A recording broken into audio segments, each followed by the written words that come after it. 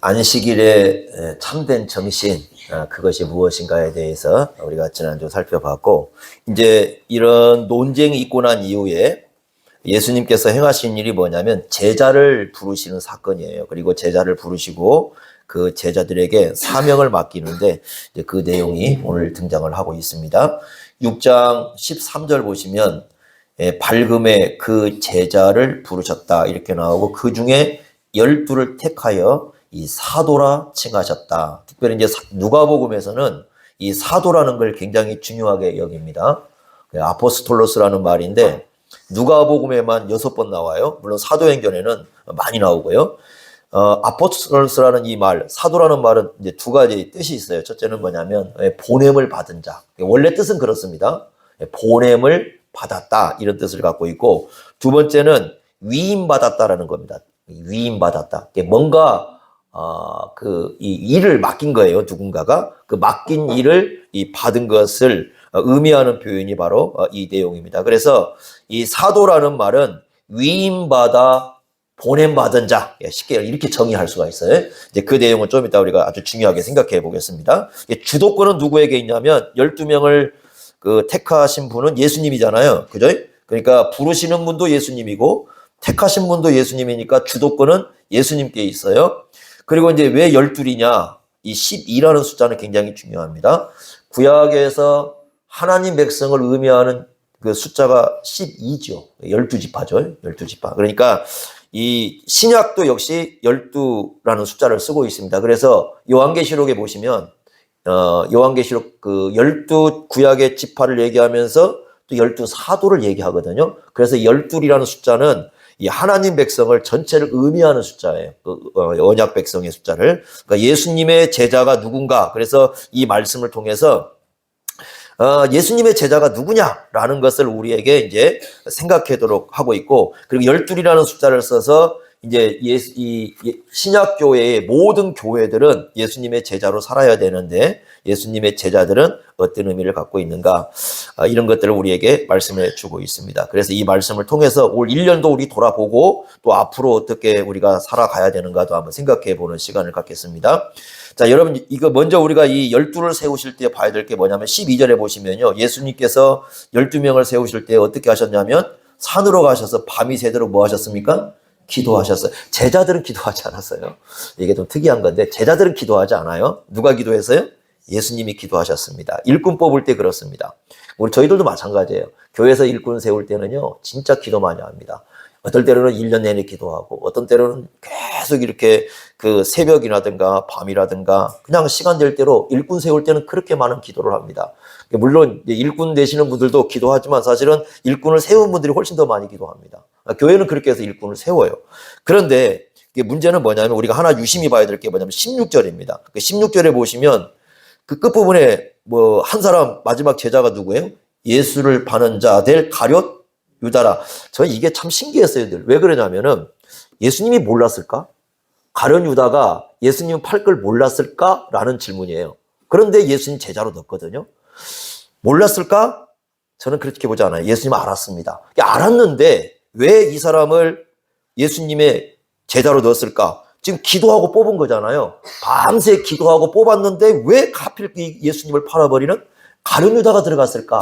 이게 제가 성경을 보면서 계속 가졌던 질문이고, 또 상당히 많은 그 질문을 받았어요. 제가 이 질문에 대해서 학생들에게 이제 예전에 이 주일 학생들 가르치고 학생들을 가르치면 지금 애들은 별로 질문을 안 하는데 옛날 애들은 질문 많이 했어요. 그래서 따집니다. 와가지고 그때 전도사 때인데, 전도사님 왜 아니 예수님이 다 아신다면서 자신을 팔 가룟 유다를 왜 제자 그룹에 넣었을까요? 이렇게 얘기를 해요.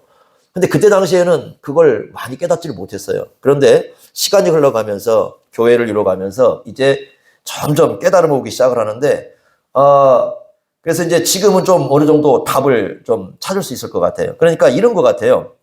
지금 예수님께서 밤이 새도록 기도하셨잖아요. 이게 초대교인들에게, 우리도 물론 마찬가지지만 초대교인들 한번 생각해 보세요. 초대교인들에게 왜 굳이 이것을 제자를 뽑으면서 이렇게 했을까? 여러분, 이겁니다. 언제든지요, 누구든지 가룟 유다가 나올 수 있다라는 거예요. 교회가 밤을 새워 기도하고, 아무리 교회가 이 성도들이 기도하고 뽑아도 언제든지 누가 나올 수 있어요? 가룟유다는 나올 수 있습니다. 항상 좋은 일꾼만 나오는 게 아니에요. 그래서 많은 사람들이 교회 일꾼 뽑을 때 이렇습니다. 우리는 다 기대하고 저 사람에게 뭔가 기대하고 더 어쩌면 교회에서 좋은 역할을 하기를 원하면서 일꾼을 뽑았는데 왜 이런 사람이 나올까? 그런 고민들을 상당히 많이 하거든요. 그런데 얼마든지 가능합니다. 왜? 예수님이 그걸 우리에게 보여주신 거라 보여져요. 그래서 예전에는 이제 이렇게 있을 때도 마찬가지예요. 전에 있었던 교회도 마찬가지고 지금 뭐 교회들도 다 마찬가지입니다. 어떤 교회는 얼마 전에 그런 일이 있었어요. 그러니까 교회 하나가 다 무너져 버렸어요. 거의 이렇게 좀 교회가 좀 이 성도들도 많이 있었고 했는데 어느 날 목사님이 굉장히 힘들어해요. 그래서 말을 안 씁니다. 근데 주변에 들려오는 얘기가 있습니다. 근데 세웠는데 그 장로님을 세웠는데 그 장로님이 1년, 2년도 안 돼가지고 교회 전체를 다 무너뜨리고 나가버렸대요. 그래서 교회가 완전히 무너져 버렸다는 거죠. 훨씬 우리보다 큰 교회입니다. 큰 교회고, 좋은, 이렇게 좀 역할을 했고, 그런 교회인데도 그런 일이 발생을 합니다. 왜 그런 일이 발생할까? 가능하다는 거죠. 가룟유다는 언제든지 올 수 있습니다. 누구든지 될 수 있습니다. 주님 앞에서 일꾼으로 뽑혔지만, 기도하고 뽑았지만, 언제든지 이런 사람이 존재할 수 있다는 것이 바로 이 내용이에요. 그래서 예수님께서는 자신을 통해서, 자신의 일꾼들을 통해서 뭔가의 그 교회에 메시지를 주고 있는 겁니다. 그러니까 우리가 이제 그런 점들은 항상 생각을 해야 됩니다. 그것이 바로 오늘 말씀에서 하나 보여주는 거고, 이제 중요한 건 뭐냐면 예수님의 제자가 누구냐 하는 건데 이건 누가복음에서 상당히 중요합니다. 자, 딱 하나로만 얘기하고 있습니다. 13절 보십시오. 발금에 제자들을 부르셨어요. 자, 여러 제자들이 왔겠죠, 그죠? 그런데 그 중에 12를 택하여 누구라고 보냈다? 사도입니다. 이 사도라는 말은 상당히 중요합니다. 누가복음에서는 아까도 말씀드린 것처럼 보냄을 받았다 그런 뜻이라고 그랬어요. 그리고 또 하나는 뭐였습니까? 위임 받았다. 위임입니다. 그러면 누가 위임을 했어요? 지금 이 일은 예수님께서 이 일은. 그러니까 여러분들이 서신서를 읽을 때요. 고린도후서 1장 1절이라든가 에베소 1장 1절 이런 편지를 쓸 때 보면 바울이 계속 뭐라고 얘기하냐면 자기를 그리스도 예수의 사도라고 얘기를 하거든요. 그리고 무슨 뜻이냐면 그리스도 예수의 사도라는 것은 그리스도 예수가 자기를 보내었다는 뜻도 되고 그리스도 예수가 자기에게 일을 뭐 했다는 거예요? 맡겼다는 뜻도 되는 거예요. 그러니까 여러분들이나 저나 일꾼이라는 건 뭐냐면요. 예수님의 제자라는 것은 교회가 일을 맡긴 게 아니에요. 교회는 일을 맡은 거지 맡긴 게 아닙니다. 이해가 되세요? 교회 일꾼은요. 교회가 일을 맡긴 게 아니에요. 일을 맡기신 분은 누구셔요? 주님이셔요. 교회는 위임받은 존재입니다. 그러니까 교회는 맡은 존재예요. 그러니까 주님께서 일을 맡겨가지고 교회에 줬기 때문에 그 맡은 일을 수행하는 것은 교회고 일을 맡기신 분은 누구세요? 주님이셔요. 이걸 우리가 분명히 하셔야 됩니다. 교회가 일을 맡겨서 하는 게 아니에요.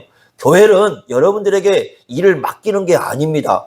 교회는요, 주님께서 맡기신 그 일을 감당하기 위해서 함께 마음을 모아가지고 어떻게 하면 그 일을 감당할 것인지 의논하는 공동체지 교회가 일을 맡겨서 하는 게 아니에요. 그러면 이런 겁니다. 예수님의 진짜 제자라고 한다면 항상 어떤 생각을 갖고 살아가야 되느냐? 교회가 일을 맡겨서 여러분이 일을 하는 게 아니라 누가 맡겨서 일을 하는 거예요? 예수님께서 맡겨서 일을 하는 거예요. 우리가 그 점을 분명히 하셔야 됩니다. 제자는 그렇게 살아가는 거예요. 자, 그런 다음에 이제 우리가 여기서 이제 두 가지를 좀 구분하셔야 됩니다. 하나는 뭐냐면 직분으로서의 사도입니다. 직분으로서의 사도.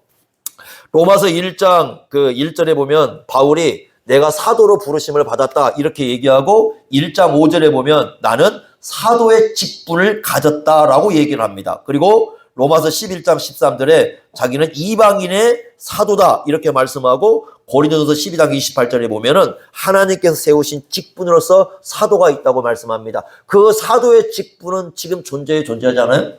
이제 존재하지 않아요.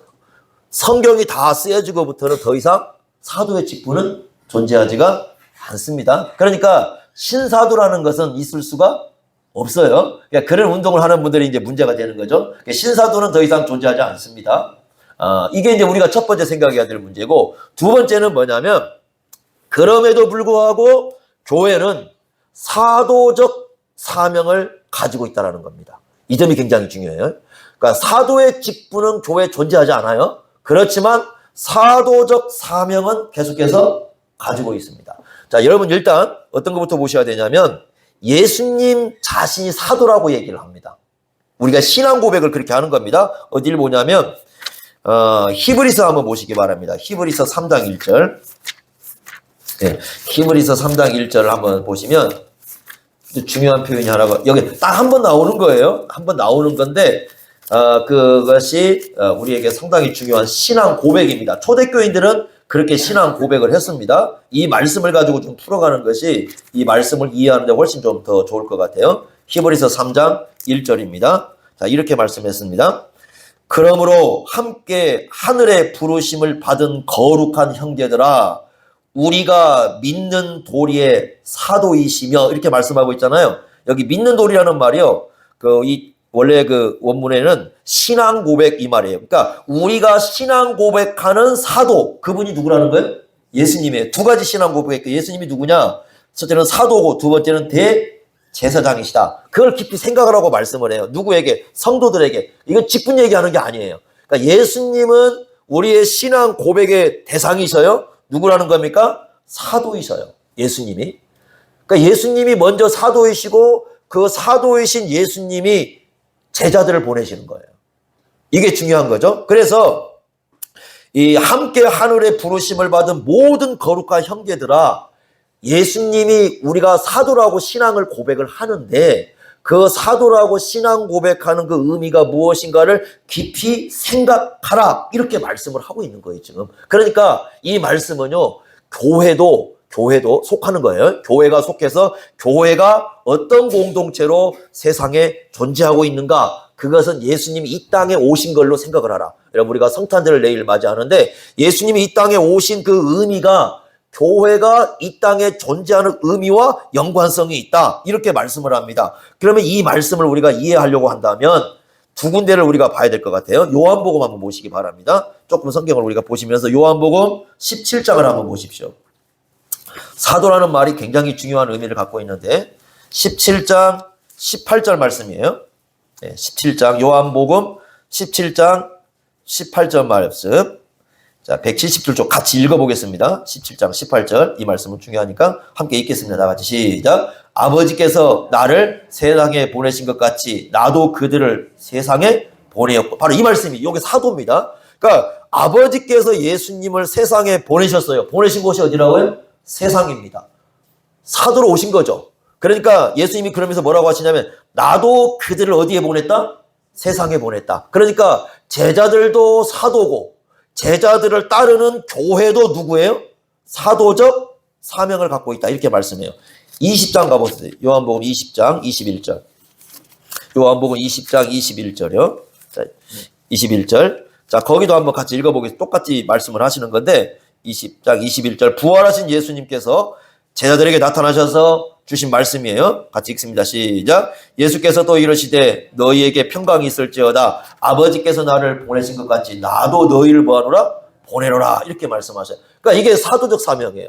우리는 왜 세상에 존재하고 있는가? 예수님께서 뭐 하셨다? 보내셨다. 이렇게 말씀합니다. 그리고 예수님께서요, 보내시면서 일을 맡기시죠. 그냥 보내는 게 아니라 위임을 시킨다는 거, 일을 맡기시는 거예요. 그게 어디 나오냐면 마태복음 28장 19절부터 20절까지 아주 중요한 사명을 맡겨버립니다. 자, 어떤 사명을 맡기느냐? 거기 보면은 이제 중심 사명이 나오고 세 가지는 보조 사명이에요.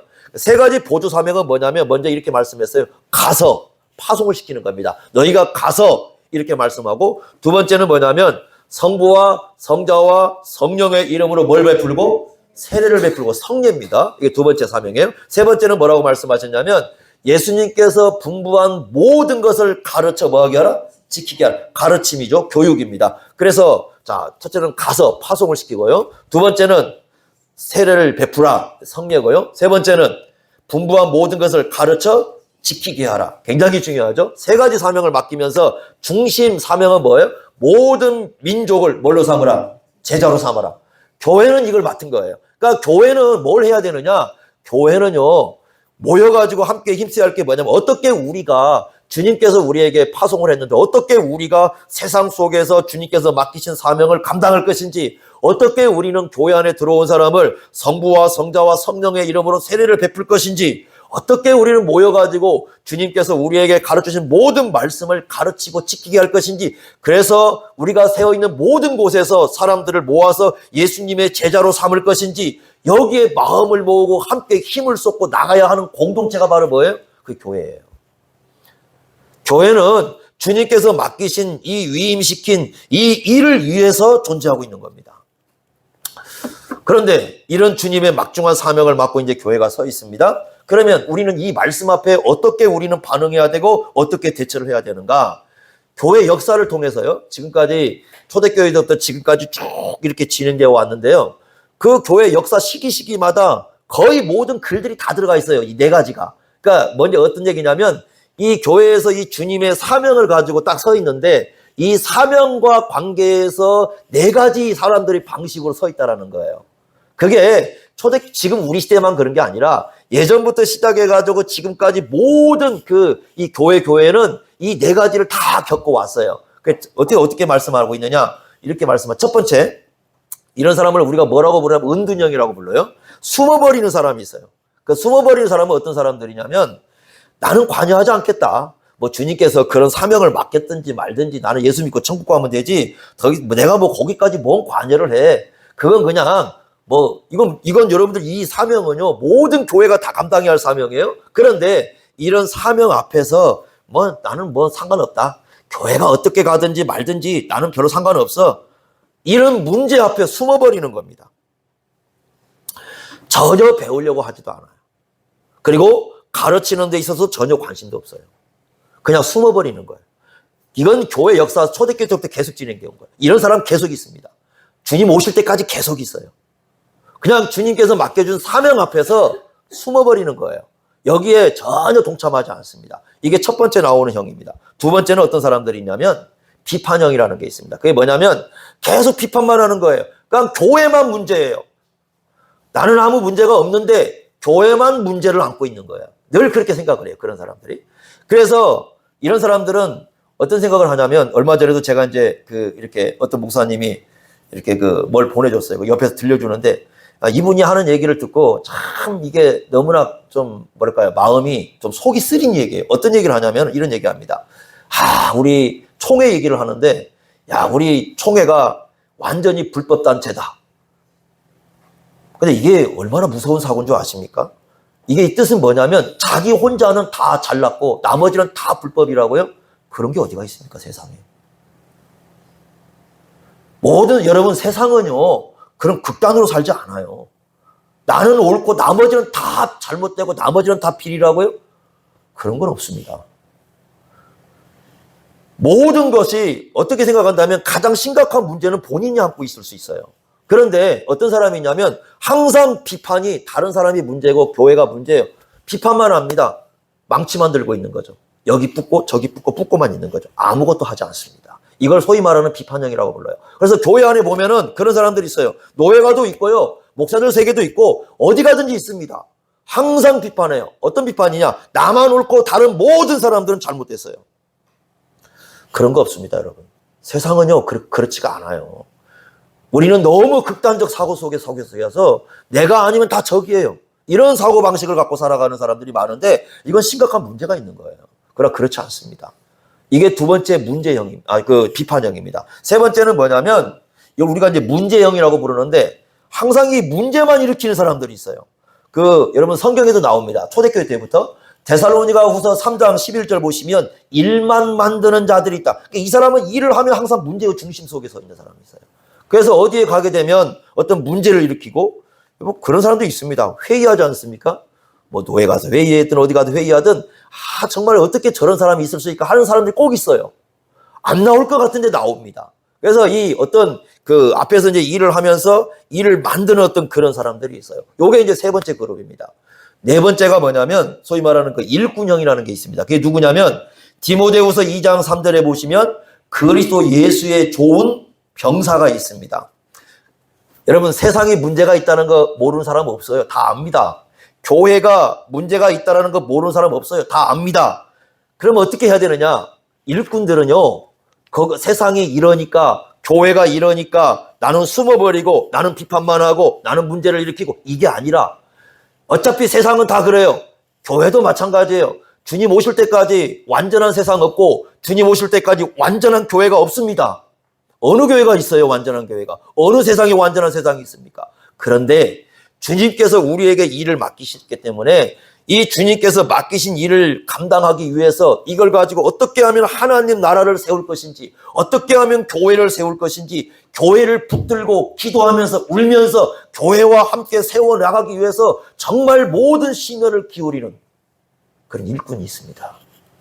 이걸 우리가 뭐라고 부르냐면 교회 건설자라고 부릅니다. 교회 건설자형이 있어요. 잠언 14장 4절에 이런 말씀을 합니다. 그거 망고의 진리죠. 여러분 옛날부터 아주 있었던 얘기인데 소가 없으면 구유는 깨끗합니다. 일하지 않으면 교회 문제 없습니다. 그러나 소가 있으면 반드시 뭐가 나와요? 거름이 나오고 똥이 나오는 겁니다. 더럽습니다, 주변이. 그렇지만 소의 힘으로 얻는 게 많다 이렇게 얘기합니다. 교회가 아무 일도 하지 않으면 아무 문제도 없습니다. 죽은 거죠. 아무 문제 없는 것은 공동묘지죠. 그러나 교회가 살아있다면, 생명력이 있다면, 움직인다면 반드시 똥은 나오는 거예요. 문제가 생기고 문제 있는 사람이 있고. 여러분 진리가 드러나지 않으면, 빛이 없으면 어둠은 드러나지 않습니다. 그러나 진리가 있기 때문에, 빛이 있기 때문에 어둠은 드러나는 겁니다. 세상이 다 깜깜해져 버리면 어느 것도 여러분 어둠은 드러나지 않습니다. 어둠 속에 살면서도 어둠이라고 생각하지 않는 거예요. 그러나 빛이 있으면 교회가 진리를 드러내고, 교회가 빛이 있으면 어둠은 드러나는 겁니다. 그래서 이런 세상 속에 살면서 어떻게든지 우리가 교회를 세워가기 위해서 애를 쓰고 자기의 마음을 들이고 심혈을 기울이고, 여러분 그런 사람들이 있습니다. 제가 본 영화 중에서 지금도 항상 그 영화가 감동으로 오는 영화가 하나가 있습니다. 오랜 시간이 지났는데 되게 지금 영화가 오면 다 이렇게 잊어버리잖아요. 그런데 제가 그 영화를 보고 난 이후에 그 영화는 정말 잊혀지지 않는 영화가 하나 있어요. 그게 말하면 시티 오브 조이라는 영화입니다. 이게요, 시티 오브 조이라는 영화는 보고 봐도 감동이에요. 이게 미국에서 1992년도에 개봉이 됐는데 우리나라에서는 1993년도에 개봉을 했어요. 제가 누구하고 보러 갔는지 잘 기억이 안 나요, 지금. 말을 지금 쉽게 못 합니다, 지금. 누구하고 보러 갔는지 기억은 안 나요. 근데 봤어요. 근데 그 감동이 엄청났습니다. 수술실에서, 여러분 아마 영화를 보시면 수술실에서 한 소녀가 숨을 거두는 장면이 나옵니다. 그 주치의가 맥스 로우라는 사람인데, 이 주치의는 정말 이 소녀를 살리고 싶었어요. 그런데 살리지 못합니다. 결국 이 소녀는 죽습니다. 그러니까 이 의사는 자기가 회의를 느껴요. 내가 과연 의사로서 뭘 할 수 있을까? 이 아이, 내가 정말 살리고 싶은 아이였는데 걔를 못 살리는 겁니다. 그래서 회의감을 느끼고 무력감에 빠집니다. 내가 뭐 하려고 의사를 하나? 내가 이런 아이 하나를 살리지 못하는데 내가 의사에서 뭘 해? 그리고는 모든 걸 때려쳐버립니다. 시리에 빠집니다. 그리고 어디로 가버리냐면 인도로 가버려요. 인도로 넘어가서 인도 캘커타라는 곳으로 갑니다. 캘커타로 가가는데 그곳이 빈민촌이에요. 그래서 이제 캘커타로 이렇게 가게 되는데, 그때 또 한 고적이 이렇게 이사를 옵니다. 그 사람이 이제 하살이라는 사람으로 제가 기억을 하는데, 그 하살이라는 사람이 자기 가족을 데리고 캘커타로 이렇게 오게 되는데, 오자마자 사기를 당합니다. 그런데 그게 캘커타의 현실이에요. 그러니까 오자마자 집을 이렇게 구하는데 그 돈을 떼어먹는 사기를 당하는 거죠. 그러니까 다시 또 그 집에 들어갔다가 쫓겨나 버립니다, 길거리로. 그래서 가족들을 데리고 이 길거리로 가면서 그 맥스와 그 다음에 이 하사리가 이렇게 서로 만남을 가지게 됩니다. 이 두 사람이 주인공이고, 또 한 사람이 있습니다, 거기. 이제 거기에 누가 있냐면 의료 보조사인 여자 한 분이 와 있습니다. 그 조앤 베셀이라는 여인인데, 그 여인이 이미 와가지고 거기에서 봉사를 하고 있습니다. 자, 캘커타에 왔습니다. 그런데 참혹한 현실이에요. 어떤 여자애는 자기 가족을 먹여 살리겠다고 몸을 팔고 있습니다. 곳곳에 거리마다 폭력이 시행되고 있습니다. 가탁이라는 부자가 있는데, 그 부자는요, 가난한 사람들을 억압하고 가난한 사람 것을 사기치고 빼앗고 폭력을 행하고 이렇게 있습니다. 병자들은 길거리에 너들려합니다.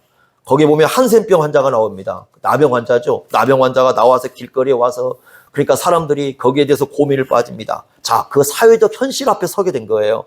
근데 맥스는 나서지 않아요. 의사인데 나서질 않습니다. 그러니까 그 조앤이라는 그 간호보조사가 제발 좀 나서서 함께 일을 하자.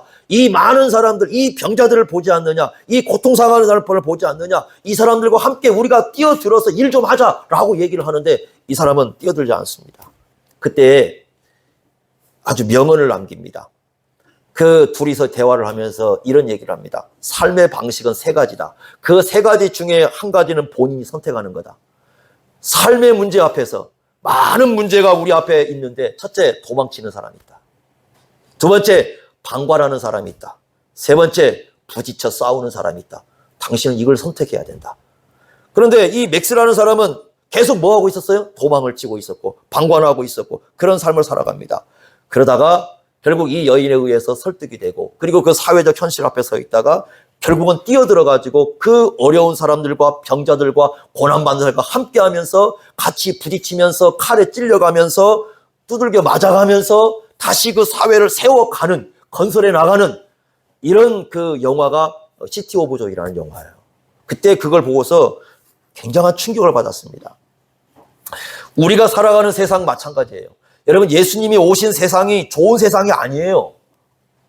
예수님이 1세기에 왔을 때 이 세상은 완전한 죄악의 어떤 그 현실입니다. 비참한 삶의 현실이 곳곳에 널려 있습니다. 문제가 없는 세상이 아니라 완전히 문제투성이의 세상이었어요. 종교 지화자는 엉망이었습니다. 영적으로 어둠이었고 맹인들이었습니다. 문제가 없는 세상이 아니라 이 예수님이 오신 그 1세기 하나님을 섬긴다고 하는 유대인의 세계는 완전한 문제투성이의 세상이었습니다. 비참한 현실을 가진 세상이었습니다. 예수님이 사신 곳은 사지입니다. 죽을 사자의 죽음의 자리입니다. 곳곳에서 예수님을 죽이려고 계획을 짰습니다. 사람들은 틈만 나면 모여서 예수님을 죽이려고 했습니다. 사람들은 틈만 나면 예수님을 모욕했습니다.